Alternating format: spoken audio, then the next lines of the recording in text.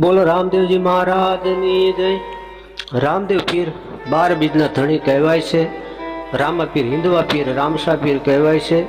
પ્રગટ પીર રણુજાના રાજા પણ કહેવાય છે અને રામા પીરને અલખ ધણી પણ કહે છે।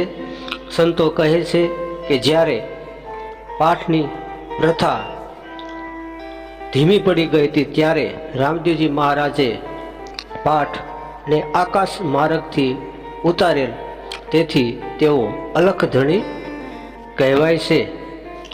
આ તમામ નામમાં સાર તત્વ રહેલું છે।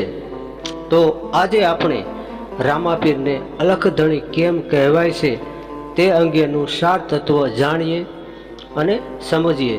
અલખ એટલે લખાય નહીં તેવો, જે અક્ષરમાં આવે નહીં એવો, જે પરબ્રહ્મ પરમાત્મા છે। 52 અક્ષરથી બહાર છે।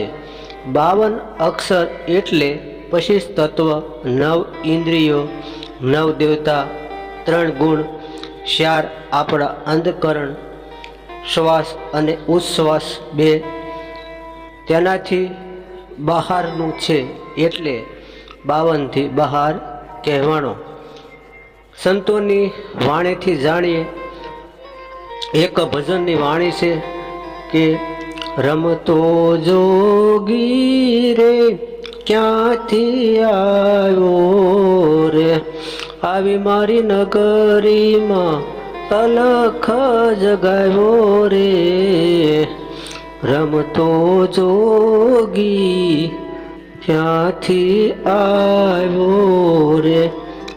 રમતો એટલે સર્વમાં રમી રહ્યો છે તે, બહાર અને અંદર રમી રહ્યો છે તે રમતો રામ પણ સંતો અને જ્ઞાની પુરુષો કહે છે। જોગી એટલે કે જે સાધુ અલખને ભજી રહ્યો છે તે, જે સંત જોગી એટલે આત્મા પરમાત્મા જેને જોડી દીધો છે તેઓ ભજનાનંદી સાધુ। વાણી કહે છે કે પૃથ્વી પર કાંઈ નહોતું, જળ બંબાકાર હતું, સૂર્ય ન હતો, ચંદ્ર ન હતો, નતા 9 લાખ તારા, ત્યારથી આ જોગ અમારા ક્યાંથી આવ્યો એટલે ગુરુના જ્ઞાનથી સમજાણો, અગમથી આવ્યો અને સુગમમાં સમાયો એટલે કે જણાયો। રામાપીરે હરજી પાઠીને ઉપદેશમાં કહ્યું હતું કે હરજી, ભક્તિ કરો તો અગમને જાણજો, નહીતર ભક્તિ સમજાશે નહીં। હું કહું તે વસનમાં હાલજો। એટલે જે અગમ્ય હતો, ગમથી બુદ્ધિથી મનથી સમજાય તેમ ન હતો, પણ તે ગુરુ દ્વારા અનુભવ દ્વારા અગમથી સમજાણો।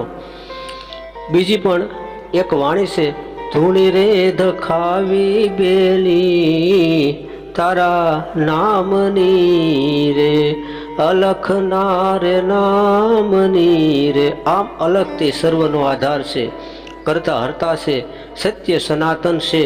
સનાતન એટલે જૂનામાં જૂનો, તન એટલે કે દેહ આપણા દેહમાં છે, જે ભજન અને ભક્તિથી જણાય છે, ઉપદેશથી જણાય છે।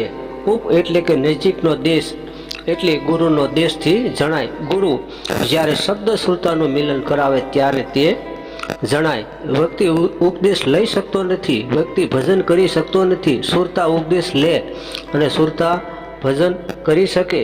આમ બને તો અલખ સમજાય। અલખ એ ભજન છે, મસ્તી છે, પોતાનું નિજ સ્વરૂપ છે, અખંડ આનંદનું ઠેકાણું છે।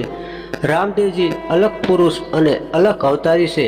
અલખ તો રામદેવજી પહેલા પણ હતો અને રામદેવજી આને જાણ્યો, ઉપાસ્યો, સમજાવ્યો અને જગતને તે અંગેનું જ્ઞાન આપ્યું અને જગતનું કલ્યાણ કર્યું અને સંસાર તેમની ભક્તિ ઉપાસના ભજન દ્વારા અલખને જાણે છે અને ભજે છે। આથી જ રામાપીર અલખ ધણી કહેવાય છે। મારો અનુભવ ભક્તિ, રામદેવ કૃપા અને સંતોની વાણી દ્વારા સમજ આપી સમજાવવાની કોશિશ કરી, ભૂલ થઈ હોય તો ભક્તો સંતો માફ કરજો।